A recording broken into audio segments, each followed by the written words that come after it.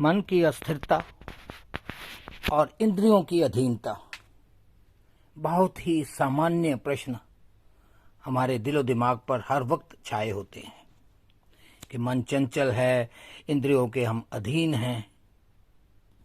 आइए देखें श्रीमद् भगवद गीता में इसका निवारण कैसे किया गया है। श्लोक 62 से 65 तक इसी बारे में भगवान कृष्ण ने दूसरे अध्याय में बताया है। उन्होंने कहा है कि विषयों का चिंतन करने वाले किसी भी व्यक्ति का उन विषयों में अटैचमेंट होना, आसक्ति होना बहुत आम बात है। जो व्यक्ति, यहाँ भोगों की बात नहीं हो रही, विषय भोग की बात नहीं हो रही, सेंसुअल ऑब्जेक्ट्स को भोगने की बात नहीं हो रही, सिर्फ चिंतन की बात हो रही है। उनके चिंतन मात्र से, उनके सोचने मात्र से उनके प्रति हमारी अटैचमेंट, आसक्ति हो जाती है। और आसक्ति से क्या होता है? अटैचमेंट से कामना पैदा होती है, डिजायर पैदा होती है।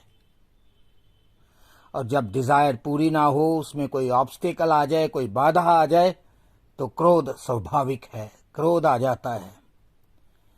और क्रोध से क्या होता है? डिल्यूजन पैदा होती है, सम्मोह पैदा होता है, हम मूढ़ भाव हो जाते हैं, हमें अच्छे बुरे का ज्ञान नहीं होता, हम सिचुएशन को, स्थिति को सही ढंग से पढ़ नहीं पाते। और डिल्यूजन से हमारी मेमोरी, हमारी स्मृति समाप्त हो जाती है। जब स्मृति भ्रष्ट हो जाए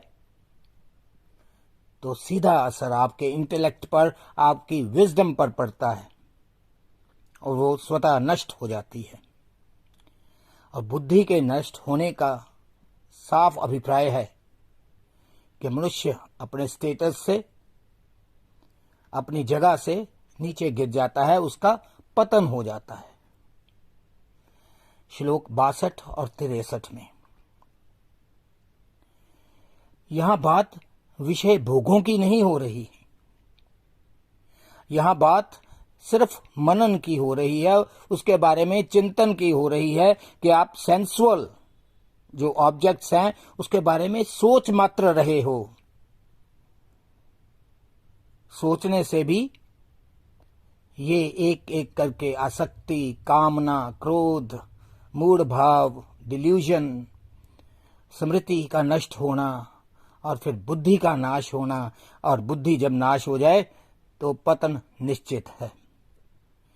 श्लोक 62 और 63 में यह स्पष्ट है। लेकिन कहीं पे भी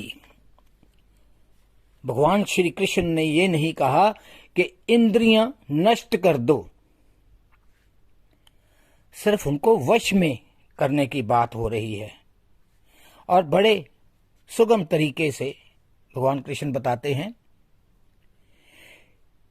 कि अपने सबकॉन्शियस को, अपने अंतःकरण को आप राग और द्वेष से रहित करें, उसे अनअटैच्ड रखें, उसमें हेट्रेड न रखें, तो इंद्रियां स्वतः वश में आ जाएंगी। और वश में की हुई इंद्रियों का सदुपयोग करें, जो ना केवल आपके लिए बल्कि समस्त विश्व के लिए कल्याणकारी होगा। ये करके देखें। आप जब किसी भी इंद्री या किसी भी सेंसुअल ऑब्जेक्ट को एंजॉय करते हैं और उस एंजॉयमेंट में आप अटैच्ड हो जाते हैं, तो प्राकृतिक रूप से वो वही विशेष सर्कल शुरू हो जाएगा। लेकिन अगर आप अनअटैच्ड रहते हैं, आप इंद्री का उपभोग इसलिए कर रहे हैं कि वो जन कल्याण के लिए है, कि वो समस्त विश्व के लिए है, और क्योंकि समस्त विश्व में आप भी हो तो आपके कल्याण के लिए भी है, तो अंतःकरण निर्मल हो जाएगा, सब कॉन्शियस क्लियर रहेगी। और ऐसे ही शुद्ध चित्त वाले, क्लियर कॉन्शियस वाले व्यक्ति, उनकी बुद्धि स्थिर रहती है।